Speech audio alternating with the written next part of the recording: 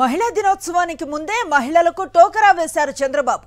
ఉచిత బస్సుపై చంద్రబాబు ప్రభుత్వం యూటర్న్ తీసుకుంది. ఈ విషయాన్ని శాసనమండలి సాక్షిగా ప్రకటించింది మంత్రి గుమ్మడి సంధ్యారాణి. కేవలం జిల్లా పరిధిలో మాత్రమే మహిళలకు ఫ్రీ బస్ అంటూ ప్రకటన చేశారు. ఎన్నికల్లో ప్రచారంలో రాష్ట్రంలో ఎక్కడి నుంచైనా ఉచిత బస్సు ప్రయాణం అంటూ ప్రకటనలతో హోరెత్తించారు కూటమి నేతలు. ప్రతి సభలో ఎక్కడి నుంచి ఎక్కడి వరకైనా ఉచితం అంటూ చంద్రబాబు ప్రచారం చేశారు. అధికారంలోకి రాగానే మాట మార్చేశారు చంద్రబాబు. దీంతో సోషల్ మీడియాలో తీవ్రంగా మండిపడుతున్నారు నెటిజన్లు, మహిళలు. ఎన్నికల సమయంలో చంద్రబాబు ఇచ్చిన ఫ్రీ బస్ జర్నీ హామీ ఓసారి చూద్దాం.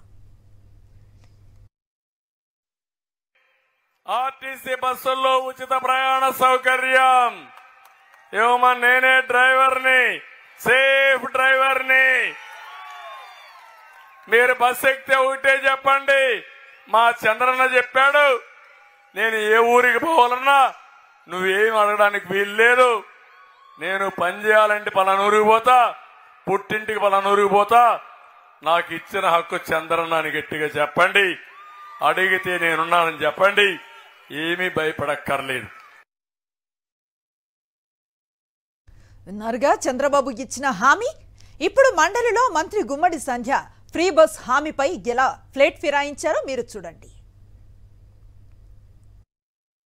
మహిళల గురించి చెప్పారు కాబట్టి చెప్తున్నాను. మహిళలందరూ గౌరవ ఎమ్మెల్సీ గారి దగ్గరికి వెళ్ళి మాకు అన్నవరం వెళ్ళాలి, తిరుపతి వెళ్ళాలి, బస్సు లేదు అన్నారని. యాక్చువల్గా అన్నవరం తిరుపతి బస్సులు ఇస్తామని చెప్పలేదు అధ్యక్ష. ఏ జిల్లాలో మహిళలకి ఆ జిల్లాలో వెళ్ళడానికి, అంతేగాని విజయనగరం నుంచి అన్నవరం వెళ్ళడానికి, విజయనగరం నుంచి తిరుపతి వెళ్ళడానికి బస్సులు ఇస్తామని మేము చెప్పలేదు అధ్యక్ష. మీరు ఇక్కడ నుంచి వేరే జిల్లాలో వెళ్ళడానికి కాదు అధ్యక్ష. అది క్లారిటీ మీకు ఇస్తున్నాను అంతే.